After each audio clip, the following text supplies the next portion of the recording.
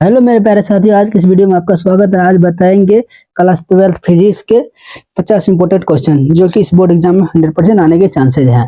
ठीक है, तो इस वीडियो को लास्ट तक देखना और चैनल को सब्सक्राइब करना, वीडियो को लाइक करना। ठीक है, तो आज की वीडियो स्टार्ट करते हैं।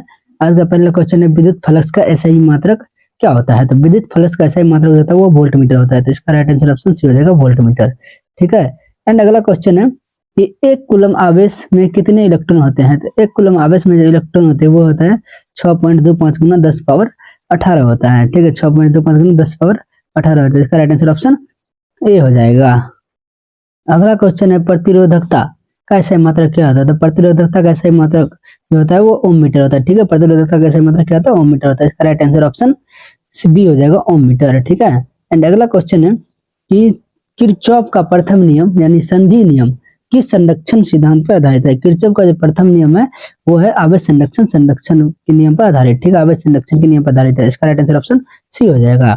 एंड अगला क्वेश्चन है, व्हीटस्टोन ब्रिज का उपयोग किसे मापने में किया जाता है? तो व्हीटस्टोन ब्रिज का उपयोग जो है उच्च तथा अल्प प्रतिरोधकता को मापने में किया जाता है, कम और ज्यादा प्रतिरोधकता को मापने में किया जाता है। ठीक है, इसका राइट आंसर ऑप्शन सी हो जाएगा। एंड अगला क्वेश्चन है कि गतिमान आवेश क्या उत्पन्न करते हैं? तो गतिमान आवेश विद्युत और विद्युत चुंबकीय क्षेत्र दोनों आवेश उत्पन्न करती है। ठीक है, विद्युत और चुंबकीय क्षेत्र दोनों उत्पन्न करती है। इसका राइट आंसर ऑप्शन सी हो जाएगा। एंड अगला क्वेश्चन है, आदर्श एमीटर का प्रतिरोध होना चाहिए। आदर्श एमीटर का प्रतिरोध 0 होना चाहिए। ठीक है, इसका राइट आंसर ऑप्शन ए हो जाएगा, 0 होना चाहिए। ऑप्शन ए हो जाएगा, 0 होना चाहिए। एंड अगला क्वेश्चन है, लॉरेंज बल का सूत्र क्या है? लॉरेंज बल का सूत्र होता है F is equal to q into e plus v into b. ठीक है, इंटू पी होता है। तो इसका राइट आंसर ऑप्शन सी हो जाएगा, ऑप्शन सी हो जाएगा। अगला क्वेश्चन है कि लॉरेंज का नियम किसे संरक्षण के सिद्धांत का परिणाम है? लॉरेंज के नियम किसके संरक्षण के सिद्धांत का परिणाम है? तो वो ऊर्जा के संरक्षण के सिद्धांत का परिणाम है लॉरेंज का नियम। ठीक है, इसका right answer option b d हो जाएगा। एंड अगला क्वेश्चन है, ट्रांसफार्मर किस सिद्धांत पर कार्य करता है? ट्रांसफार्मर जो कार्य करता है अन्योन्य प्रेरण पर कार्य करता है। तो इसका राइट आंसर ऑप्शन बी हो जाएगा, अन्योन्य प्रेरण। एंड अगला क्वेश्चन है, एल आर परिपथ की प्रतिबाधा क्या है? तो एल आर परिपथ की प्रतिबाधा जो है वो होती है √r² plus omega L square होता है। ठीक है, √r² plus omega L square. इसका राइट आंसर ऑप्शन बी हो जाएगा। एंड अगला क्वेश्चन है, निम्नलिखित में से किसकी तरंग दैर्ध्य सबसे कम है? तो इनमें से सबसे कम तरंग दैर्ध्य वाले गामा किरणें होते हैं। गामा रेज तरंग दैर्ध्य सबसे कम होती है। इसका राइट आंसर ऑप्शन बी हो जाएगा। ठीक है, सॉरी ऑप्शन ए हो जाएगा। एंड अगला क्वेश्चन है, हीरे का अपवर्तनांक लगभग कितना होता है? तो हीरे का अपवर्तनांक लगभग होता है 2.42। ठीक है, तो इसका राइट आंसर ऑप्शन सी हो जाएगा, 2.42। एंड अगला क्वेश्चन है कि एक सरल सूक्ष्मदर्शी से बना प्रतिबिंब कैसा होता है? तो एक सरल सूक्ष्मदर्शी से बना प्रतिबिंब काल्पनिक तथा सीधा होता है। ठीक है, इसका राइट आंसर ऑप्शन ए हो जाएगा, काल्पनिक तथा सीधा। एंड अगला क्वेश्चन है कि प्रकाश के रंग का कारण क्या है? तो प्रकाश के रंग का जो कारण है वो है इसकी आवृत्ति। ठीक है, इसकी फ्रीक्वेंसी है। इसका राइट आंसर ऑप्शन ए हो जाएगा, इसकी फ्रीक्वेंसी। एंड अगला क्वेश्चन है कि खगोलीय दूरदर्शी में अंतिम प्रतिबिंब कैसा होता है? तो खगोलीय दूरदर्शी में अंतिम प्रतिबिंब काल्पनिक और उल्टा होता है। ठीक है, तो इसका राइट आंसर ऑप्शन सी हो जाएगा, काल्पनिक और उल्टा। एंड अगला क्वेश्चन है कि फोटोन की ऊर्जा किसके बराबर होती है? तो फोटोन की ऊर्जा होती है एचवी के बराबर। ठीक है, फोटोन की ऊर्जा एचवी के बराबर। तो इसका राइट आंसर ऑप्शन ए हो जाएगा, एचवी। एंड अगला क्वेश्चन है, निम्नलिखित में से कौन सा आवेश रहित कण है? तो इनमें से आवेश रहित कण फोटोन है। ठीक है, आवेश फोटोन में कोई आवेश नहीं होता। तो इसका राइट आंसर ऑप्शन डी हो जाएगा। ठीक है, एंड अगला क्वेश्चन है कि हाइड्रोजन स्पेक्ट्रम की कौन सी श्रेणी दृश्य भाग पे पड़ती है? हाइड्रोजन स्पेक्ट्रम की जो है वो होती है बामर श्रेणी दृश्य भाग पे पड़ती है। तो इसका राइट आंसर ऑप्शन बी हो जाएगा, बामर श्रेणी। एंड अगला क्वेश्चन है कि एन प्रकार के अर्धचालक में मुख्य धारा वाहक होते हैं। तो एन प्रकार के अर्धचालक में मुख्य धारा वाहक होता है इलेक्ट्रॉन। ठीक है, इलेक्ट्रॉन होता है। ऑप्शन इसका राइट आंसर ऑप्शन सी हो जाएगा।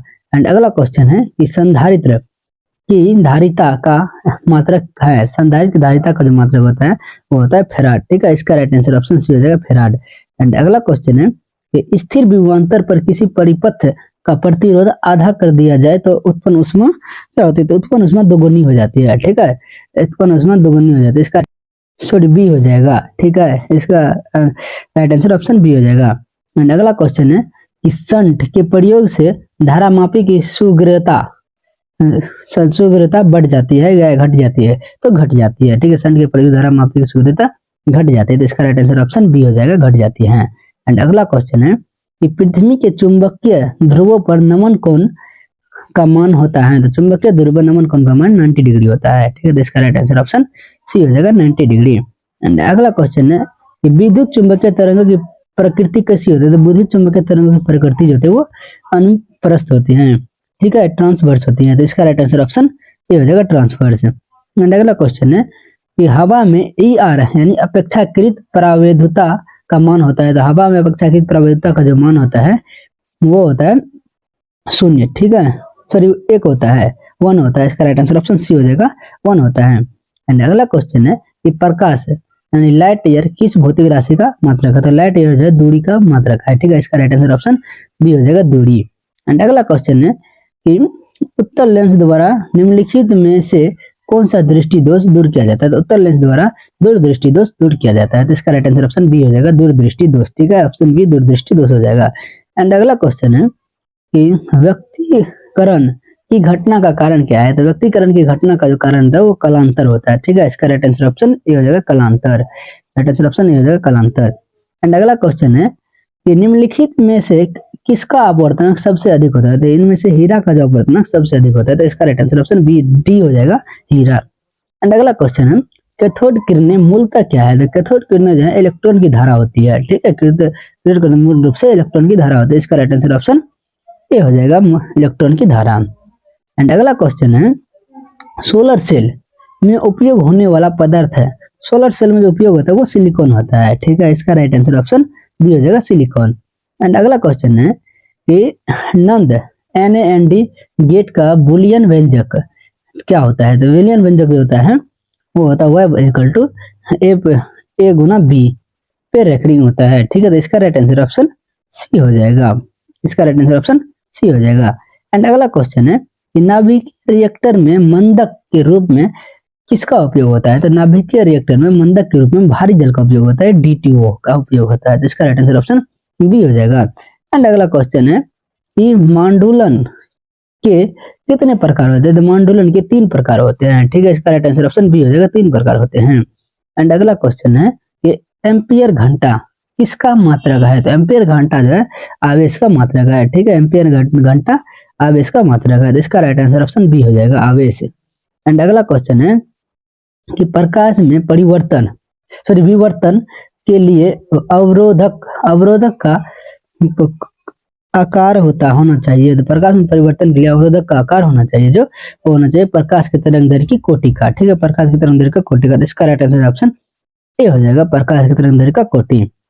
एंड अगला क्वेश्चन है कि डी ब्रोगली तरंगदैर्घ्य का मान होता है, तो डी ब्रोगली तरंगदैर्घ्य का मान होता है h/mv, ठीक है, h/mv होता है, डी ब्रोगली तरंगदैर्घ्य का मान h/mv होता है, तो इसका राइट आंसर ऑप्शन ए हो जाएगा, h/mv। एंड अगला क्वेश्चन है कि परमाणु के नाभिक में आवश्यक होता है, तो परमाणु के नाभिक में आवश्यक होता है वो प्रोटॉन होता है, तो इसका राइट आंसर ऑप्शन ए हो जाएगा, प्रोटॉन।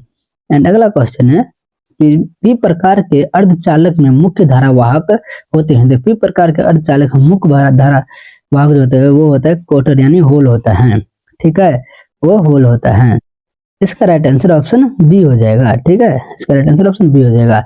एंड अगला क्वेश्चन है कि किसी चालक का विशिष्ट प्रतिरोध बढ़ता है, तो ताप बढ़ने से बढ़ता है, किसी चालक का जो विशिष्ट प्रतिरोध बढ़ता है तो वो ताप बढ़ने से बढ़ता है, तो ठीक है, इसका राइट आंसर ऑप्शन ए हो जाएगा।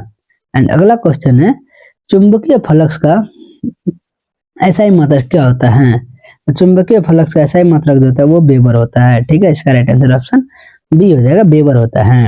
एंड अगला क्वेश्चन है कि एक अनुप्रस्थ मनुष्य के नेत्र की स्पष्ट दृष्टि की न्यूनतम दूरी होती है, स्पष्ट दृष्टि की न्यूनतम दूरी जो होती है वो 25 सेंटीमीटर होती है, तो इसका राइट आंसर ऑप्शन ए हो जाएगा, 25 सेंटीमीटर। एंड अगला क्वेश्चन है कि प्रकाश विद्युत प्रभाव की व्याख्या किसने की, तो प्रकाश विद्युत प्रभाव की व्याख्या जो की थी वो की थी आइंस्टीन ने, ठीक है, इसका राइट आंसर ऑप्शन बी हो जाएगा, प्रकाश विद्युत प्रभाव की व्याख्या आइंस्टीन ने की थी। एंड अगला क्वेश्चन है कि रेडियो सक्रियता की इकाई क्या है, तो रेडियो सक्रियता की इकाई जो है वह क्यूरी भी होता है, रदरफोर्ड भी है, बेकरल भी है, ठीक है, क्यूरी, रदरफोर्ड और बेकरल, तो इसका राइट आंसर ऑप्शन डी हो जाएगा, इनमें से सभी, ठीक है। एंड अगला क्वेश्चन है कि कूलम बल है, तो कूलम बल जो होता है केंद्रीय बल और विद्युत बल दोनों है कूलम बल, ठीक है। तो इसका राइट आंसर ऑप्शन सी हो जाएगा, ए और बी दोनों हो जाएगा। एंड अगला क्वेश्चन है कि बीटा किरणें विक्षेपित होता है, बीटा किरणें विक्षेपित जो होती है वो होती है कि चुंबकीय एवं विद्युतीय क्षेत्र दोनों में, ठीक है। बीटा किरणें विक्षेपित चुंबकीय और विद्युतीय क्षेत्र दोनों में होती हैं, ठीक है। इसका राइट आंसर ऑप्शन डी हो जाएगा।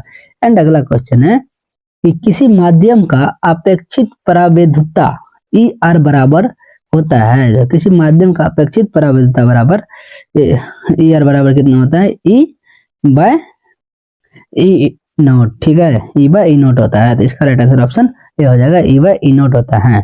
एंड अगला क्वेश्चन है कि स्काई वेव संधारित संचार आधारित है, तो स्काई वेव संचार जो आधारित है वो है आयन मंडल द्वारा परावर्तन पर, ठीक है। आयन मंडल का राइट आंसर ऑप्शन ए हो जाएगा, ठीक है। एंड अगला क्वेश्चन है कि एक पतले प्रिज्म का विचलन कोण होता है, तो एक पतले प्रिज्म का जो विचलन कोण होता है वो होता है ऑप्शन म्यू माइनस 1 इंटू ए होता है, म्यू माइनस 1 इंटू ए होता है। इसका राइट आंसर ऑप्शन ए हो जाएगा, ठीक है। ऑप्शन ए हो जाएगा, ठीक है। तो आज के लिए इतना ही, मिलते हैं फिर अगला वीडियो।